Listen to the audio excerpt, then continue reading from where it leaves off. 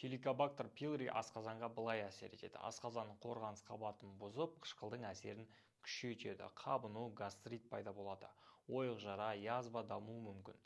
Ауырсыну, қыжыл, кекіру, жүрек айну сияқты белгілері туындайды. Қарапайым тілмен бұл бактерия асқазанның ішкі қабатын жеп, оны әлсіретіп отырады екен. Дәрігерге бардыңыз, сізге омепразол, денол секілді түрлі антибиотиктер беруі мүмкін. Жалпы бұл антибиотиктердің барлығы пайдалы. Сіздің асқазаныңызға көптеген пайдасын тигізеді, бірақ кейбір адамдар бар, осы дәрілерді ішіп жүрген кезде ешқандай пайда болмады, немесе ауырсыну туды деп айтады. Ондай кезде не істеуіңіз керек? Сіздер шай деген нәрсені тоқтатасыздар. Хеликобактер пилоридің өзінің диетасы бар, қазір экранға қойып қоямын, соны ұстайсыздар, және де аптекадан кәдімгі зығырдың дәнін сатып алсаңыздар болады, немесе магазиндерде бар.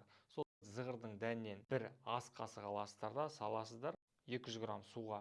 Одан кейін ромашканың шай қасықтан бір қасық салып, соны тұндырып қоясыздар. 1 сағат тұру керек қайнаған су. Осы рецепті күнделікті ішіп отыруларыңыз керек. Осы кезде сізде хеликобактер пилори өздігімен жаймен жоғала бастайды. Дәрігер берген омепразол тағы антибиотик дәрілермен бірге іше беруге болады. Өйткені мен айтқан бұл шөп шай сіздердің асқазанның шырышты қабатын қорғайды. Ал хеликобактер пилори дәл осы шырышты қабатта болады.